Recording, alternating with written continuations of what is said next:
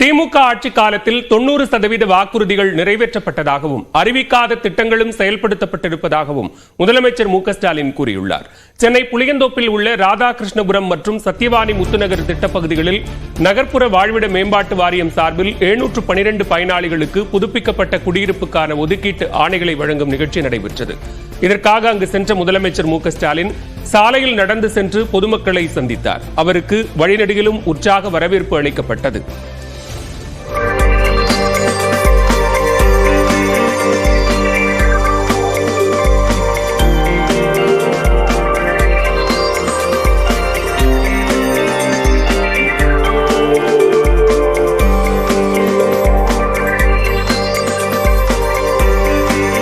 பின்னர் நடைபெற்ற நிகழ்ச்சியில் பயனாளிகளுக்கு குடியிருப்பு ஒதுக்கீட்டுக்கான ஆணைகளை முதலமைச்சர் வழங்கினார். முன்னதாக நிகழ்ச்சியில் பேசிய முதலமைச்சர் வட சென்னையை வளர்ச்சி சென்னையாக மாற்றி இருப்பதாக கூறினார். மேலும் திமுக அரசு தேர்தல் வாக்குறுதிகள் இல்லாத திட்டங்களையும் செயல்படுத்தி இருப்பதாக மு க ஸ்டாலின் தெரிவித்தார். அறிவித்த திட்டங்கள் 90% மேல் நிறைவேற்றி காட்டியிருக்கிறோம். இன்னும் மிச்சம் இருக்கக்கூடிய திட்டங்கள் என்ன என்று கேட்கலாம். இதில் நிறைவேற்றப்பட்ட திட்டங்கள், அறிவித்த திட்டங்கள் பல, அறிவிக்காத தேர்தல் நேரத்தில் சொல்லாத திட்டங்களும் நிறைவேற்றப்பட்டிருக்கிறது. அதை நீங்கள் மறந்துவிடக்கூடாது. அது என்னென்னு என்று கேட்டால் உதாரணத்துக்கு ஒன்று நான் சொல்லுகிறேன்.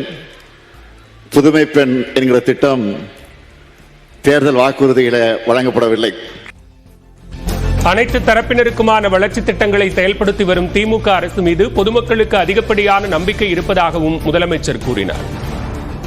பள்ளியில படித்து முடித்திருப்பது கல்லூரிக்கு செல்கிற போது மாதம் 1000 ரூபாய் அந்த மாணவிக்கு வழங்கப்படும் என்று அறிவித்து இன்றைக்கு அது வழங்கப்பட்டுக் கொண்டிருக்கிறது.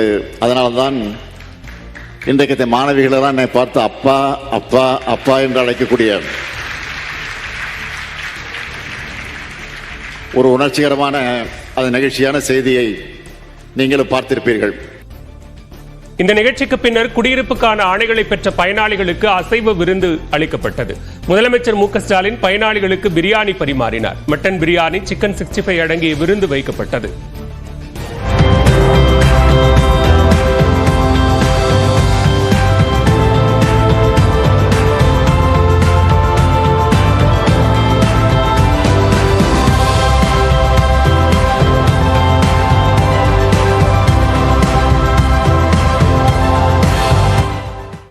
தான் எடுத்துள்ள அரசியலுக்கு விஜயின் தாவேக்கவுடன் கூட்டணி வைப்பது சரியாக இருக்காது என்று நாம் தமிழர் கட்சி ஒருங்கிணைப்பாளர் சீமான் தெரிவித்துள்ளார். ஆட்சி அதிகாரத்தில் இருந்த பெரிய பெரிய தலைவர்கள் விட்டே நான் போகல. எனக்கு சரி வராது. நான் எடுத்துக்கிட்டு போற அரசியலுக்கு சரி வராது.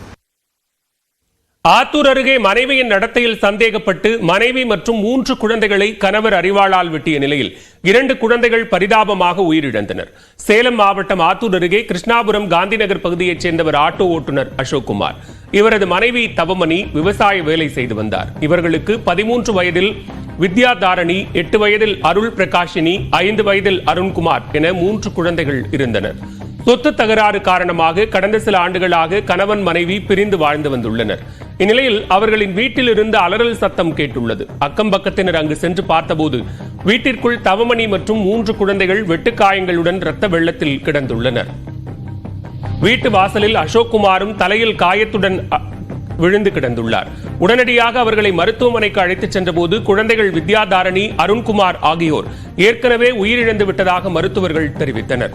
தவமணி, மகள் பிரகாஷினி ஆகியோருக்கு சிகிச்சை அளிக்கப்பட்டு வருகிறது. இது தொடர்பாக அசோக்குமாரிடம் போலீசார் விசாரணை நடத்தினர். முதலில் போலீசாரின் கேள்விகளுக்கு பதிலளிக்க மறுத்த அசோக்குமார் பின்னர் தாம்தான் மனைவி மற்றும் குழந்தைகளை அரிவாளால் வெட்டியதாக வாக்குமூலம் அளித்துள்ளார்.